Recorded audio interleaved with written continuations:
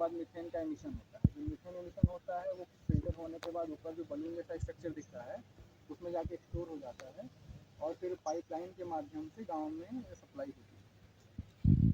तो सर आज के युवाओं को आप क्या संदेश देना चाहेंगे?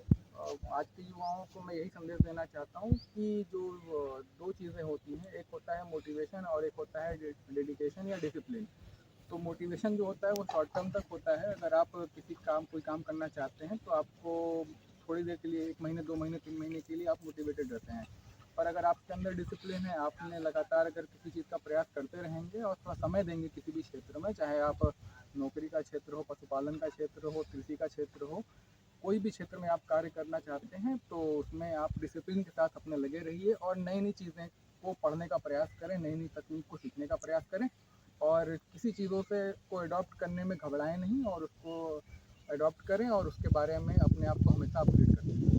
सर एक सवाल ये भी रहता है कि लोग काम करने के लिए आतुर हो जाते हैं, वो 2 महीना 3 महीना करते हैं लेकिन उसमें घाटा सह लेते हैं, उसके बाद वो बंद कर देते हैं।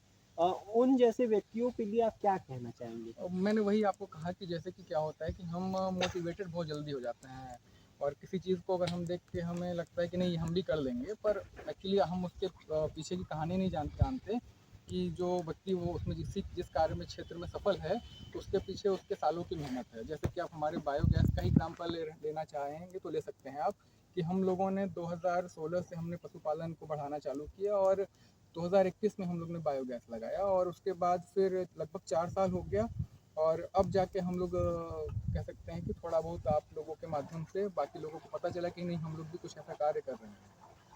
सर ये जो आपने सिस्टम बैठाया ये कितने ज़मीन लेती है? हमारा जो सिस्टम है सर ये तो 350 क्यूबिक मीटर का है कि बहुत ही बड़ा बायोगैस है। पर अगर छोटे पशुपालक हैं जिनके पास छोटे गाय हैं 10 से 15-20 गायें तो वो छोटा बायोगैस बना के उस गैस का ज़रूरी नहीं है कि वो खाना बनाने के लिए ही इस्तेमाल करें, उसका अन्य उपयोग भी कर सकते हैं, जनरेटर चला सकते हैं या फिर अगर आप जो गैस है आसपास के 2-3-4 घर में सप्लाई कर सकते हैं तो उसका कह सकते हैं कि कई तरह के इस्तेमाल कर सकते हैं। क्या लागत लग सकता है? लागत जैसे कि अब इतना बड़ा बायोगैस और जिसमें हम लोगों ने 125 घर कनेक्शन दिया, इसमें तो लागत काफ़ी ज़्यादा लगी है, लगभग 80 से 85 लाख रुपए के आसपास। पर छोटे बायोगैस आप लाख 1.5 लाख 2 लाख में भी बना सकते हैं। बहुत बहुत धन्यवाद भैया आपने कैमरा लगा